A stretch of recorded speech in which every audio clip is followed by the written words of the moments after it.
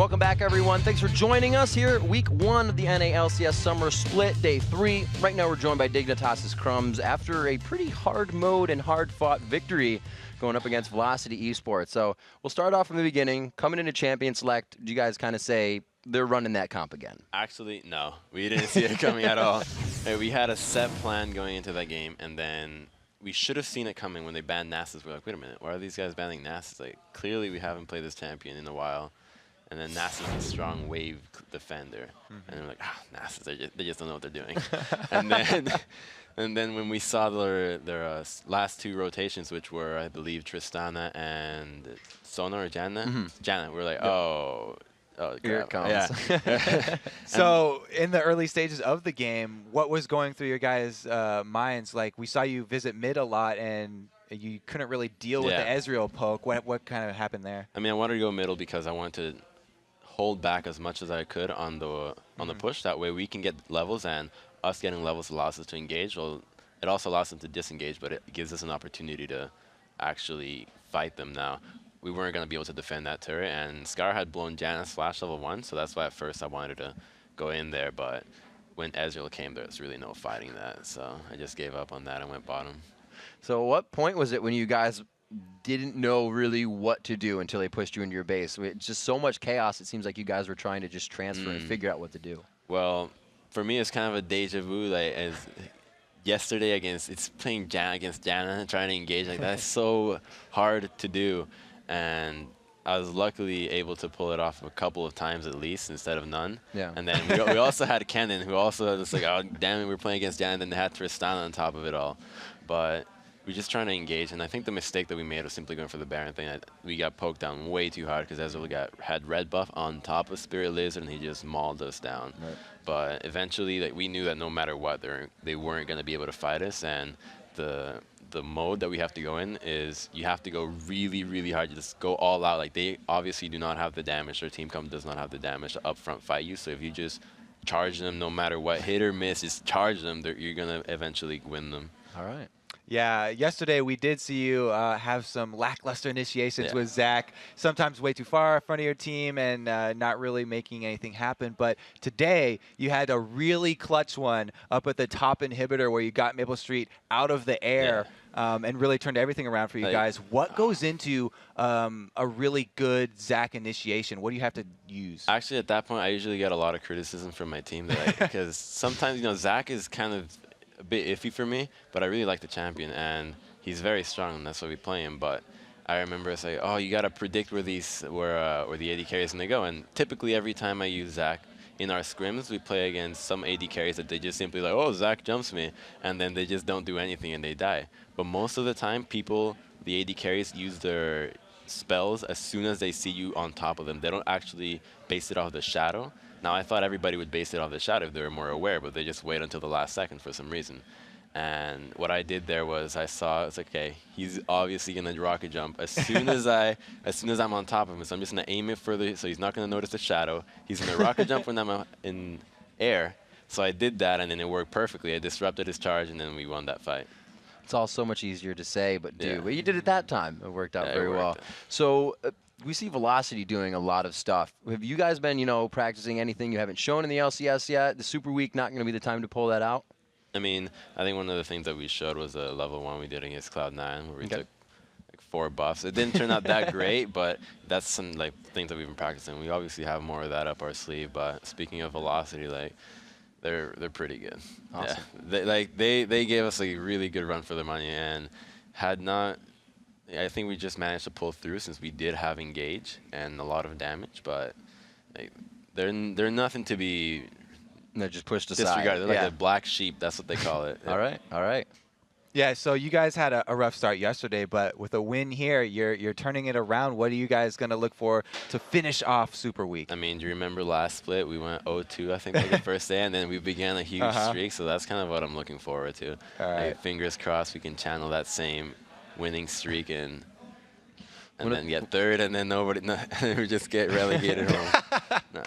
one of the biggest win streaks. Hopefully you guys can do it again. You're off to a good start. Crumbs, congratulations on the win, and thanks for the interview. Thanks. All right, everyone. Yesterday, Zion Spartan accomplished something he can be very proud of. He graduated high school, and recently we met up with him at his alma mater to learn a little bit about what he's like when he's not schooling other top laners. Today was just my last day of school. It was a pretty crazy day, and it was kind of sad saying goodbye to everybody. I'm just like a mixed bag of feelings. I don't know how to feel about this. I met Darshan freshman year, biology class. He's definitely become more, I'd say, outgoing because of this. As more people hear about him, he becomes more confident in himself. It was really cool when I had these people that I didn't even know at my own school congratulating me for being good at a video game. Once I discovered that I had a celebrity in the room, I said, he is now, immediately, I erased his name from the seating chart and changed it immediately. And then from that day forward, it's always been, and it's not just Zion Spartan, it's Zion Spartan. Being up to kill up point, goes in. Oh my gosh, Zion Spartan just mans it up, picks the kill up 1v1. An extremely action-packed Super Week. People don't, at first, they're just like, wow, that's really interesting, because they don't know if it's a good or bad thing. They're like, you need to make sure you go to college, you need to make sure you do all these things, because they don't really understand esports that much. So it's kind of hard. I have to kind of explain the concept of what esports is to them, for them to understand how big it is. A lot of his peers are going to four-year schools, and Zion Spartan could be attending a four-year school anywhere in the nation, and he's going to pursue his passion, and I respect that greatly. His dad made up his mind that we're never going to force him to do anything, like become an engineer or a doctor or anything.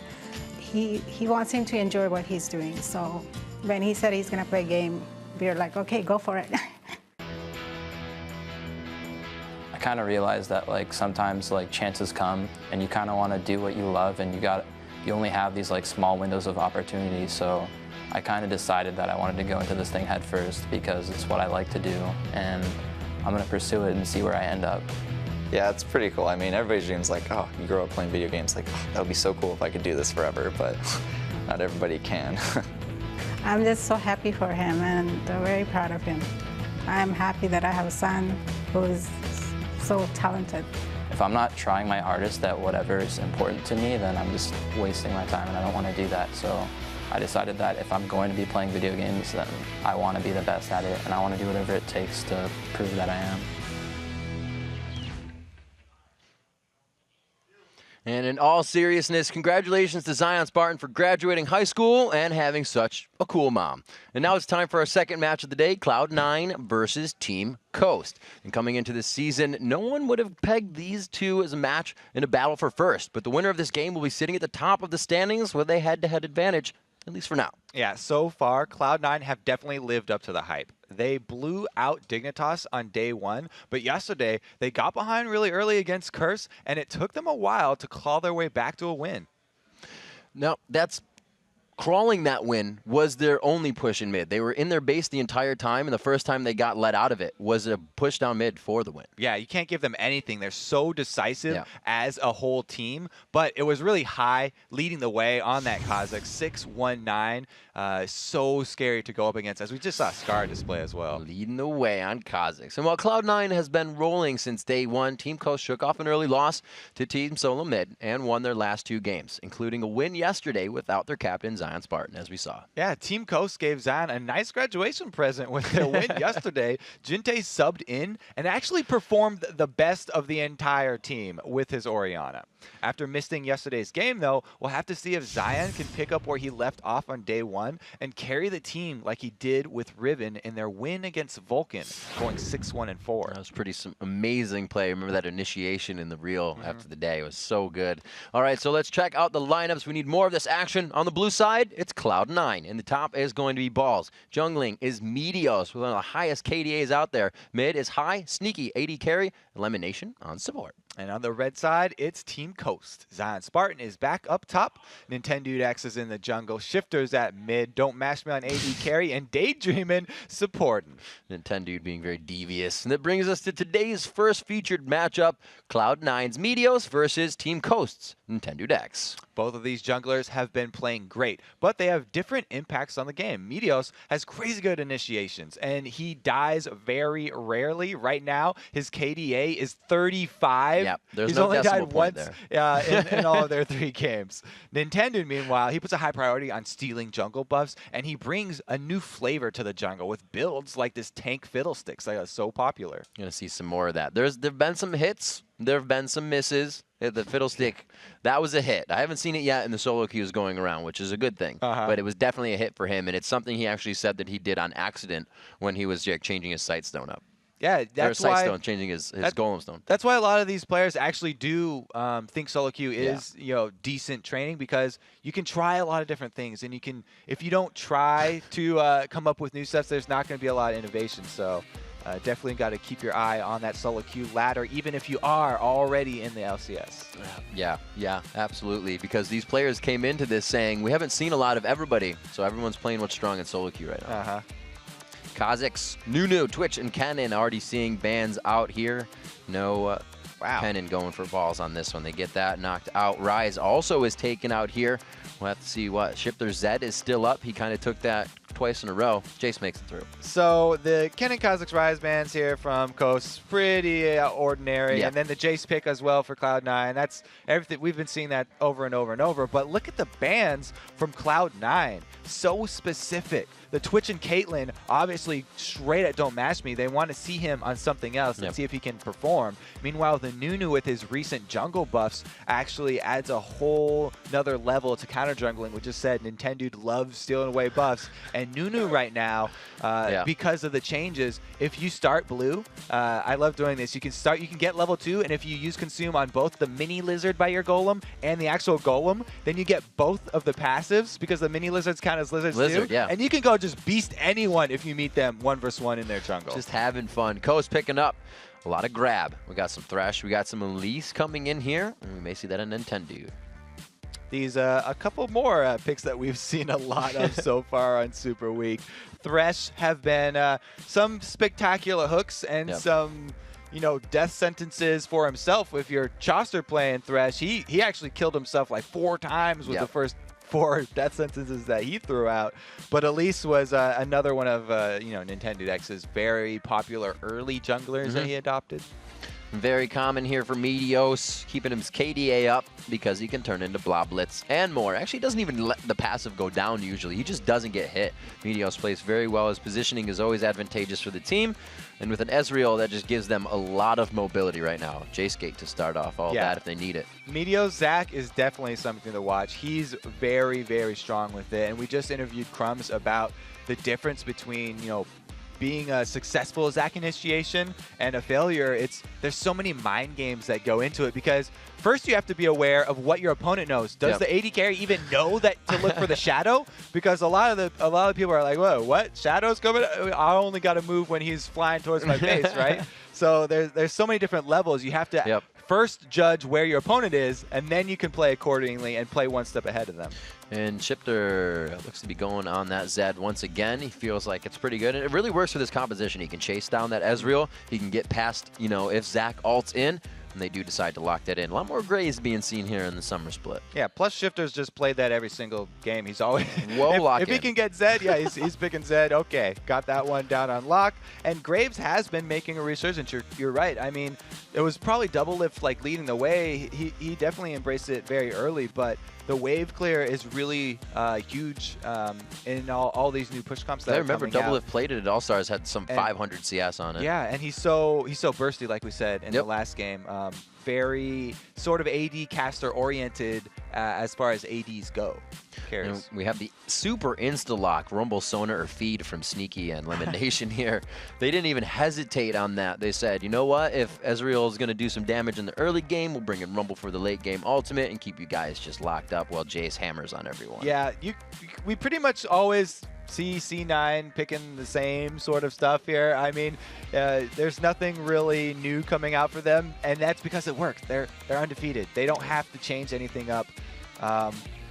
Lemon Nation, he's definitely a big fan of Sona. We've always seen Thresh and Sona, the top two really supports right now. When one is not picked, then they'll just grab the other one. So not a surprise there. And I don't know if this is conditional or just the way it panned out and what they wanted to show for picks, but they saved that jungle pick for the last one. They showed Elise. They were kind of like, yeah, what do you guys think we're doing with this? And then he said, you know what? There's not enough to break me out of my ultimate. A quick stun on me, except for the crowd controller, Jace getting in, so maybe Zach. But he's still going to be able to get there. And he had the oracles last time, so he was making sure he had perfect ults. Yeah, so Nintendo, the way he plays this tanky jungle, if our viewers didn't watch the earlier games, you know, from the beginning of the week, is he goes 9-21-0 masteries to go just super tanky Fiddlesticks right from the get-go. Yeah. And his runes are, you know, just AP Quince and Magic Pen reds, pretty much standard stuff, and then armor on your yellows. But he builds extremely tanky too. He doesn't just mastery and rune for it. Right. He goes sight stones, and he's getting all these health items,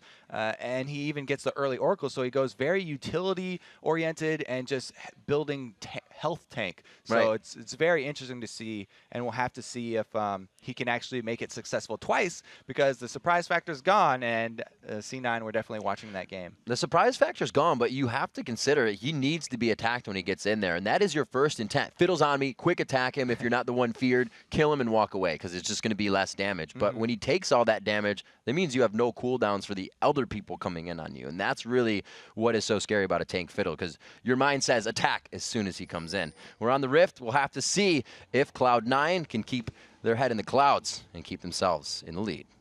Yeah, and the other big part about Fiddlesticks is he does bring so much utility to the game. That's why he's used as a support, you know, fairly often. He's got the huge bouncing silence that's extremely annoying that he gets from his Dark Wind, and then the Terrify, his fear spell, starts out level 1 is already 1 second, and it just goes up from there. I'm just shaking my head. This is such a scary level 1 from Coast. Obviously, they're walking by a ward, but to get hit up by everything they have, if you get feared from that range, just quite a bit of range he can fear you at. Kind of deceiving. Ball's just on one side, says, we're safe. Keep the hover down towards mid. We don't need anybody dying here. That's another thing when we're looking at early invades to keep in mind. When you have these junglers that have strong CC abilities, they almost never want to start that, and they'll only start a CC ability if they're guaranteeing a kill. Like if you're Nautilus or something, you do not want to start your hook, because that's going to mean your jungle's extremely hard. But if it means a guaranteed first blood, that's when we'll see people actually pick up that fear or that that hook. But Fiddlesticks, if he starts level 1 Terrify, it would be super a hard. horrendous time in the jungle, and he would have to have help on his buff to get him level 2. He is not. They didn't push in too far. Holding the skills, it looks like he does get his drain off first. Actually, he hasn't chose the skill still. And now he puts it in. Drain just go. Actually, yeah, Dark Winded it. But they are going to have a normal start here. It looks like Shifter is going to be edging down towards the bottom side, but Daydreamin' is in sort of this, we've seen it a couple times already, where we have post someone down at the bottom of the blue buff to be a live ward, a sort of moving man, human ward, as CLG called it, just so that the very, very common invades on blue nowadays are not successful. Looks like Coast is going to try and pressure mid with the AD carry dual lane. We got Daydreamin' and Mash Me up against High. High should be able to just quickly poke this lane out and not have too much trouble, but we may see Meteos giving him some attention in that mid lane. And some of the reasons that could go into the decision not to send your ADN support top and go mid instead are, of course, you know, the roaming support from mid, and that's great for counter jungling. But also, if you look at the champions, you've got Jace at mid and Rumble at top. Rumble, everyone always talks about how Rumble's so effective even on a small economy. If you starve him of gold early, he can still have a great impact on the early team fights. And whereas Jace needs to get ramped up early. You know, he needs to get that tier, start stacking, and then pile on the attack damage. Meteos just hopping into this bottom lane, soaking up some experience and helping them get the push on. See if Nintendo tries to make any moves off of this. Fiddle not really too effective until you get that ultimate up, unless you just kind of waltz into lane on your stick legs. On the stick legs. He also has flash too. So the first gank from Fiddle, even before he's level 6, is actually pretty scary because a flash sphere could be coming in, and he looks like he can head bottom, but there's not much that he can do. They're going to have to send 3 people to try and answer this. And this is Lemon Nation saying, you know, we're at the turret. What time is it? 3:30. The jungler could be around his camps by this time. Oh, Zion Spartan, get him up. Hit up quite good there with the Ignite on. Well, look at this blue elixir. Very early blue elixir popped by Balls. We haven't seen a lot of elixir starts since the red elixirs were increased in cost, but blue elixir for Rumble is amazing, especially with the recent changes to Rumble that reward using the overheat,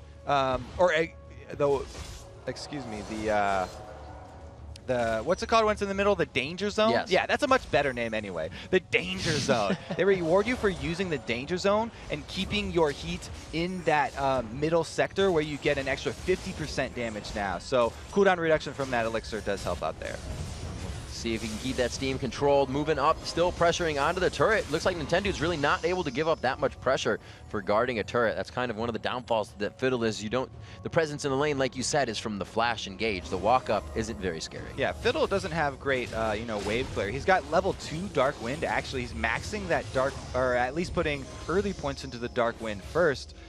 To get the bouncing damage here and try and do his best to clear, but he's no match for this 3-man push bottom, and they are going to get the first turret. Bam, we have a 4-minute, 45-second turret coming in. They get the slow and the red buff there. Will he be able to get another one? Negative. Sneaky takes down the turret, and we have a 1,000 gold lead. High's flash was just burned middle as well. Daydreaming with a nice combo there. They were able to get flash off of Jace. That's actually fairly huge. The turret still has plenty of life now, though, so the decision for C9 at this point is, do we want to go for Dragon, or do we want to help out high and defend that mid turret first? And we see this coming in, 23 to 11 CS, also 40 on Balls to Zion Spartan's 21. That early aggression and the blue elixir gave him so much control of that lane.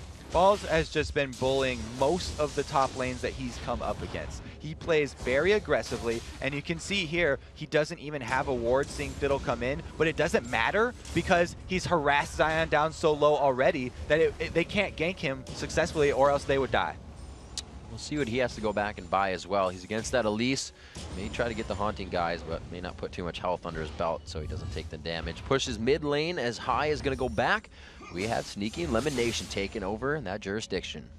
So they do decide to go with the protection of the mid turret. Good call right there. They're going to keep their perimeter secured, and it's going to be a much harder here for the Don't Mask Me Daydreaming to get any damage on this turret because the global gold already is in the advantage here for C9, and Sneaky just went to go purchase, so he's got plenty of attack damage boost from the early spike of long swords and Doran's blade. And absolutely, we see Balls not going for health, too much health on that, I should say. He goes for the Negatron Cloak along with Ruby just to keep that damage down in lane. Yeah, so revisiting the top lane there, the Balls, as a jungler, one of the most scary things is seeing a Rumble up top get ahead early because you are very scared to go gank that Rumble. You can't just reset the balance of that lane by ganking for your top laner because Rumble has so much AoE damage that if you gank him and there's even a possibility of a counter gank, you guys will just get wrecked because Rumble does so much AoE damage, he'll bring you down both at the same time. A lot of pressure being put down mid. The Lantern comes in. Nintendo gets in range. The Fear is down. Sneaky is as well. First blood going to Nintendo. The first one counts from him. And that was a level 1 Terrify, so it's still only 1 second, but that was enough. He's got also the silence from Dark Wind to follow that up, and they're able to keep Sneaky down. You don't always need a flash.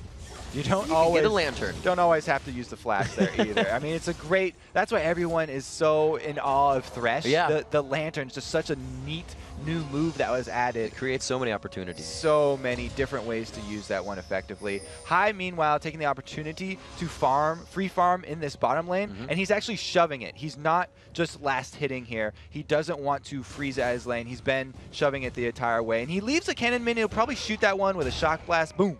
Gets that one as well.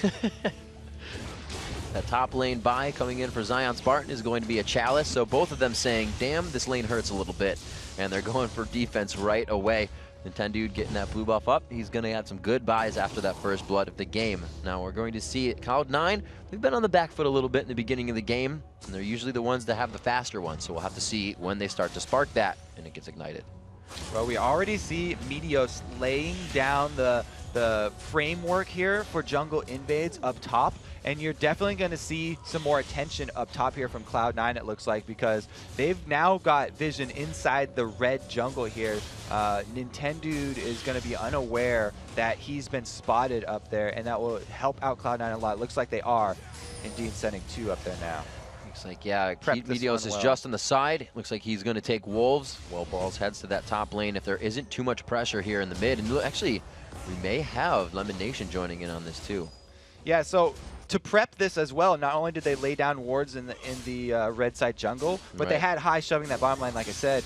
And so they shove out this bottom lane quickly, and then quickly move all their resources from that bottom lane up top so that they can continue to pressure and keep Coast on the back foot here. Meteos actually, he's just farming his jungle, and High is even heading back down to that lane. Looks like he wants a piece of Shifter. So this deep ward here at that red Kobe, definitely a Fiddles level 6. We need all times, all vision right now, even if it's not where he's going to be ulting from. You saw the ping just even at Wraiths. Nintendude X going to the other side. Now to just wait, bated breath. And we'll have to see if he does go for an early Oracles again to try and counter that vision, because channeling a Crow Storm from vision of your opponents is the worst feeling ever, because they'll make you look silly and they can just dodge it, get out of the way, blow your entire large cooldown that makes up most of the kit. So definitely have to be very, very careful about where you're engaging from. High stacking up that Mana Moon in the bottom lane, trying to get some damage. He was pressuring out Shifter there, and looks like Shifter won't be able to stay. But it's a lull between the teams now here. 10 minutes, the gold is really just straight even with one turret in each team's favor. This just farming of Cloud9 right now has put them up that 300 gold that they have. See Zion Spartan, that turret, I'd love to click on it and just see how much gold it has, because he has had a hard time in that top lane. Yeah, Zion has had a rough time, and so has the other solo lane here for Coast. Shifter and Zion are both falling behind the solos here for Cloud9. Balls has been relentless in this top lane, just shoving over and over and losing so much CS to that Coast tower for Zion. So Repel is going to be the saving grace here for Zion Spartan, just to make sure he does it in a safe spot. He is now within the turret range, and he's saying, Balls, you're not trying to aggress me. You're playing differently. Something's up. Looking for a 2 versus 2. Nintendo does leave, though. Good blast. Nice shock blast through the gate for High. Spreading out the damage just a little bit, and this is going to be Nintendude X coming down. The pings are everywhere. They decide to still go. Having Zion Spartan there, they may try to activate this in mid, but it's going to be Nintendude trying to run up top. He thinks he can get there in time to clean up one of these kills. Zion doing a very good job at staying alive, but he finally goes down. Will Nintendude be there in time? The ward has gone down, Kobe. He may be able to cross storm over the wall. Nintendo coming in. Oh, surprise, gentlemen. It comes in. Balls may go down here. Meteos gets out just in time. I would have said Meteos to stay and fight there, because the passive would have been up. Yeah, that was close. I mean, they should have backed off from the turret, because they actually didn't have any wards in that tri-bush, and they both got so low. I was going to compliment them on that turret dive, though, because they managed the tower aggro well. Yeah, they were in and out. Balls went just out of tower range to lose aggro, and then flashes back in so that he can continue to do damage while Meteos is tanking it. But then they overstay their welcome, and Nintendude collects one more kill.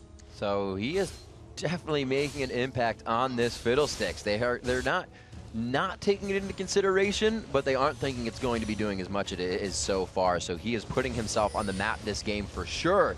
And as he said in the role as they went out in the beginning of the day, we carried yesterday. Looks like he's going to try to do it again.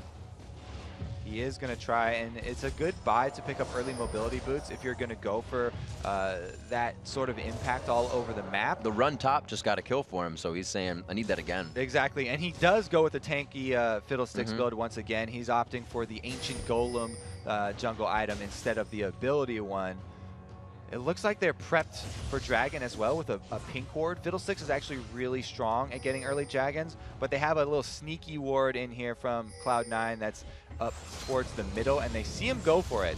Problem is, they don't have many people in the area to actually contest this one. And there have been different wards being placed down here. You can see it's not the Wraith ward, it's just on the other side of the Wraith wall. Cloud9 is trying to predict where they're going to be, so they don't have the original wards as much. The Dragon ward, it was pinged, but they don't have any surrounding it to say, we can maybe fight this. Yeah, they definitely want to be, you want to be unpredictable with your ward placement. If you place the same wards every single game, teams are going to see that in their research, and they are going to be able to counter you, either work around those wards or just pink ward them and remove them altogether. Nintendudex looks like he's going to get a bit of harassment here. If High knows that is up, he seems to be patiently waiting on it. Does he have vision just on the outside? Now he's looking for middle. He's actually going to look for mid right now. Throw some shock blast in there. Nintendude is going to have a scary situation if he does get seen by High, but they pull out just in time. That blue buff coming up on Nintendude. His ult is up from the backside. The shield comes in, and they don't decide to do anything. They know the clear is there, and once they see Nintendude, they say, let's go slow on this one. And we have Meteos taking the long walk up to top, charging up Slingshot. He goes back in. They throw down another equalizer. Didn't do as much damage last time, but he's going to be forced, no, not to fall into it. He dodges 100% of the damage practically. Yeah, that's 2 ultimates down there, and Zion Spartan, all he had to do was repel. So Zion Spartan finally getting to that point where he feels comfortable alone in the top lane. That movement from Nintendude really just would have been to counter what they saw. Those ultimates being down was a perfect engagement for them, but Cloud9 even knew they were in a poor position, and they backed off. So we see Meteos picking up blue. Shifter could get caught here. He's going to get out. Yeah, he's going to walk around, and there's no members to capitalize on that, but they are actually ahead now. Coast, after that Dragon, they're ahead in gold, despite, you know, the losing in CS for most of the lanes. Definitely a different game than we saw previously. They're both teams kind of getting kills. The farm is at a normal clip this time. And 15 minutes into the game, the gold's still quite even. It's only going to be about 600 gold in favor of Coast. That goes to really the farming and the kill in their favor here. That first blood going to Nintendude is 400. Was coming off the backside of an assist. Right here we have Nintendude coming in. It gets spotted by a ward. Good job by High, but it's too late. There they throw the death mark down. This is going to be enough. High could not get out of this one. He actually throws a crow storm down for good measure. They come up with a kill as Meteos comes to protect. That's how you do a fiddlesticks gank. He uses everything right there. Make sure they get High down as quickly as possible, and he doesn't have a chance to escape. You walk up next to them before crow storm. Getting it off, making sure you got the damage. And I'm sure they want that blue buff on Meteos, but there just won't be enough pressure to get it down. Sneaky taking good damage here. The buckshot hits as well, so Mashme kind of trying to control this in mid, but he doesn't have enough vision to continue the damage. And since they were 2 versus 1 middle, you know, that Graves is pretty farmed, and he definitely has the advantage when shoving waves, so they were able to get that one to the turret here. Coast now definitely have the momentum in this one. Zion Spartan, I think for the first time, really pushing his lane up here, feeling confident to be in a spot where, you know, balls could actually kill him, but he's been getting out of it. Zion playing very well after the first few hits in that top lane. True shot barrage from Ezreal to clear out mid as everybody's just figuring out some core item buys as they start to come in at 16 minutes. Like we said, we have those spirit golems coming out, haunting guys for both of the top laners. Yeah. They have very, very similar builds. They would almost be the same if Zion didn't have to use mana. Instead of getting the Negatron Cloak, he went with the Chalice, which is a little bit less magic resist, but he also gets a bunch of mana regen. So they pretty much have the exact same thing going on here, going with spell penetration and resistances for both. Yeah, penetration indeed. The Sork Boots just picked up onto balls there. Daydreaming, throwing out Crow.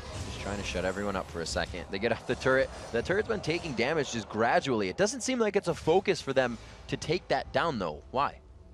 Well, they would definitely love to take it down if they could, but it's very hard because Graves has the wave clear, and here goes the ultimate from Nintendo. Crow Storm over the wall. Will Lemonation decide to ultimate on this one? They're right in front of him. He still is holding it. There he goes with the ultimate. He was waiting for balls to come in. The Flame Spitter now to come out, and he overheats perfectly with it to continue the auto attack damage. Lemonation waiting until they're on the Rumble ultimate there, trying to keep them in place for the burn damage, and they are able to answer back. Oh man, I was about to phone home and tell him to crescendo. And he hit it at the perfect time, the equalizer after. These guys are really playing with cohesive measures, if you will. Wait until you see the whites of their eyes. Exactly. Meteos pushing the top lane now, Kobe. We're 18 minutes in, and Coast is kind of starting to dictate these fights a little bit. They seem like they're in the upper hand. It looked like a hectic fight, but like I said, Lemon Nation held the crescendo because they were just so patient. They knew they had the upper hand. Yeah, and now Ball's trading blows here with Zion once again, both trying to delay each other to get up to this top turret. So Meteos actually comes out ahead, finishes it off, and that will be another tower down here. For Coast, as we have Lemon Nation. Lemon Nation, that crescendo's down but high, coming just on the backside. There's always somebody there for Cloud9 that isn't in the engagement when Coast goes at it that really throws them off kilter. Ooh, so Shifter went in there. All the damage is coming from Shifter. The Nintendude and Daydreamin are basically CC bots if they don't have the ultimates, and so they were throwing out the Terrify and actually landed a death sentence at the end, but since Shifter had already gone in, used his damage and taken too much, they couldn't follow up on it. Lose this tower too, so out of perimeter, down for Coast. Seeing in the inventories, what do we have? 3 kills still for Nintendude. Those are going to have to start going to other people soon. If he is going to get all the kills, they're not going to have the damage they want in the later part of the game. Balls is going to be able to just run through these fights on Rumble. Like you said, once that Rumble gets going, it becomes an avalanche. Very, very scary. Balls' Rumble has had a huge impact on the game, and where that can be shown is in dragon fights like this. We'll have to see if he can get all the way there in time. Time to take out these pink ward. It will delay it long enough though, so everyone gonna congregate around this dragon. Good words for both teams. It's still inside. Lemon Nation placing the sneaky one just to the left of the rock there. Walking over the pink. No real engagement just yet. There are a good amount of gap closers here, but they want to make sure everybody can follow up. And it's almost scary for them to fight at this portion of the jungle. It's good with a fiddle to fight in the jungle, but for Graves, this is going to be a tough chokehold. Yeah, especially when you have a Rumble. Yeah, the Rumble ultimate in either of the avenues to Dragon would be devastating. So it doesn't really matter which side of blue they came down. Balls would be able to land a nice ultimate, and if they did get another crescendo on top of that, it would have spelled doom for Coast. With that poke, it was just too much. Free Dragon for Cloud9 right there. Coast make the right decision to back off. So Cloud9 kind of winning with movement now. They've just pretty much walked as a group around. We're able to grab Dragon off of doing a good amount of poke damage to start that fight. And now that gold lead that was, or the gold rather, that was even is now a gold lead. 28-4 to 26-3. 2 turrets in the favor of Cloud9 as well. They still have their bottom and top turrets up, which means so much more to them. You can see there's 0 wards here for Coast inside the Cloud9 half of the map.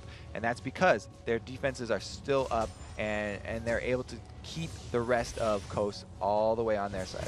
Definitely something that's worked in advantage of Cloud9 is their pressure to win games very early. 1, 2, 3 turrets means taking that 1 turret for Coast was super hard. Yeah, it was the middle one, but all 3 of their outer are down right now because Sneaky and Lemon went so hard on bottom lane. Yeah, they were able to come up with kills in mid, but it's not helping in gold right now. They need to figure out what to do. Yeah, plus Cloud9 had 2 Muramanas, or 2 Mana Moons, and now they have 1 Muramana here. Hayes has already changed, so his damage just got a huge spike, and they completed the Aegis of the Legion, so they've got team fighting potential. He switches, he's on pretty high cooldowns right now. He's getting the full max on that death mark, and he takes him out, and with the ignite. Pretty high cooldowns were too long actually for I right there. Couldn't get away from Shifter with the Blade of the Ruin King active on that death mark. It was just way too much solo potential here from Shifter. That's why he keeps taking Zed over and over again. Shifter loves to have these duels. Put himself in the spot to make it happen. Meteos heads towards the bottom lane. He feels more safe. He doesn't die, so he's going to be able to handle himself in that lane. Pressure here now. Coast able to do a little bit. We see Zion Spartan trying to push, but this composition isn't a tower crushing composition, and maybe that's why we're seeing them have a hard time. And just off to the right of your screen there, you could barely see Lemon Nation placing that very difficult ward over this wall. If you place it far enough, then it can actually go farther than you can normally place a ward and get into that bush. A lot of people actually fail this ward, and it comes short. And it comes short and doesn't land in the bush. I don't believe you. He wouldn't have been alerted to Nintendude's presence, but since he is such a pro support, they are able to see Nintendude. So a lot of things that Cloud9 has done has kind of been in the 2v2, the 1v1 situation. We haven't really seen MashMe, 236 on CS right now, really getting there, almost a Phantom Dancer in his hands. He's about a good 50 CS above Sneaky right now, who's doing well for himself. The blue build is on its way. We probably like that Sheen right now. Coast caught out of position right now. Cloud9 are making their push down this middle turret, and we don't have Shifter. He's going to continue to split push, so they're going to try and trade this one, keep the defenses up with just 4 people. Shifter's been down there for a while, and that kind of goes to the point where I said they don't have the greatest tower pushing crew once they get to it. We saw Zion just in the top lane trying to put the pressure on, and we see that Cloud9 can still throw the poke. Meteos almost going into that fight, just kind of pulling it back to stretch out. Don't MashMe uses collateral damage. A huge cooldown, not there anymore. Plus, his man is gone, so he recalls. He is still going. These guys were not able to grab the turret.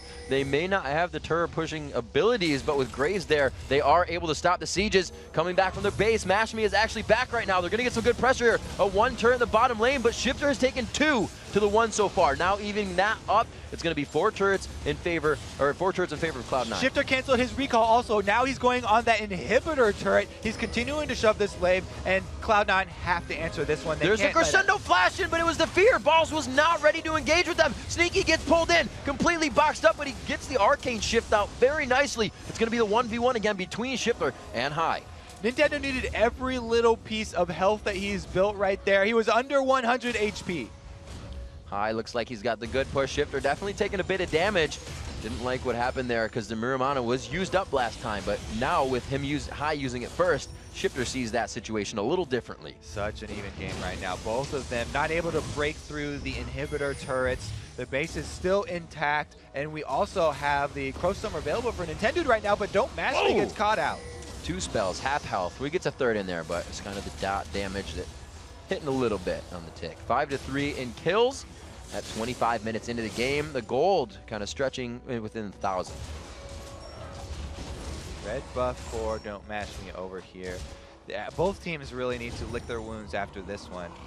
If they put more thought into the wave control for their next push, then that could make all the difference, because both of them, neither of them have teleport, but both of them have a lane that they can go to already beat on those inhibitor turrets. Getting all the lanes pressed out to the river right now. Both teams seem like they're trying to get on that same page before they really engage. The wards are going out. I think we see an Oracle's coming out. Still the pink wards are really being used. No, there's one for Daydreaming, so they are starting to get their jungle back to their own right now. And Coast looking to really be able to use MashMe in these fights. He's almost there to that build. He actually went that quick last whisper in between going for the Phantom Dancer. He just had a huge chunk of gold. Yeah, that's really popular build in China also, where they were doing Graves a lot in their burst combos. Just using him sort of as that AD caster, AD carry role, where you get so much damage for Graves with his kit if you build raw attack damage and armor penetration.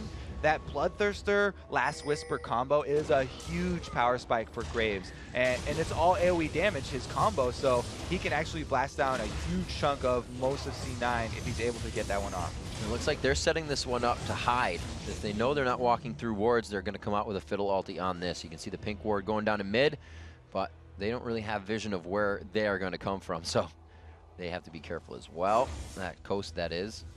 It's just going to be Cloud9 making their way to their own jungle. They want to figure out where Coast is before making a move. Very safe play by both teams right now. Shifter is constantly split pushing, and this has awarded him the highest level in the game. He's level 16 right now, and he can 1v1 anybody. So when he's split pushing, he forces Cloud9 to actually be the ones to react and send someone up there. We saw High go heads up with Shifter before and lose that duel, so it's a dangerous move for them. Shifter just needs some more vision, and he can go aggressive. He's doing work for himself. We got to remember, I think when we called it before, it was like 25-9 CS. Jace was up on Shifter in the beginning of that game. It's almost the same thing that happened to Mandatory Cloud. Same story. They pressured him so hard in the beginning, and then you let him go, and he's able to bring the game back for his team. Now 2-0-0, he's looking like he can do that. Yeah, I mean, the experience is even more important than the gold here. He's got the level 3 of his death mark because of that 16, so he can definitely burst down any one of these Cloud9 members. Oh, standing on the pink. They try to go for the hook, but they hesitate just a little too much. They wanted to get him unexpected on the walkout. It's like it's just going to be a full pressure in mid. Everybody's showing themselves now, and I think Zion Spartan may come up with a team soon here. The Baron dance once again. We've already passed the danger zone where so many throws have happened. The early Barons that we've seen so far in Super Week, costing pretty much every team that has started them. Neither of these guys are going to bite on that one. And it's more in the realm of the Oracle's control and everyone just fighting over vision here. Meteo's jumping in. He throws himself up for Let's Bounce. He got feared for the first part of it. That's huge damage on a Nintendo. He goes for the Crow Storm, no, the fear rather, to get himself in, but Balls drops him. It's going to be Zion Spartan trying to get back out of the fight, but he gets taken down by High. Shifter is out of the fight as well, just getting missed by the Shock Blast, 400 HP. And they get out, but a big fight for Cloud9 as they look at the inhibitor turret. Tanky Fiddle, not tanky enough, and so much of Cloud9. Oh!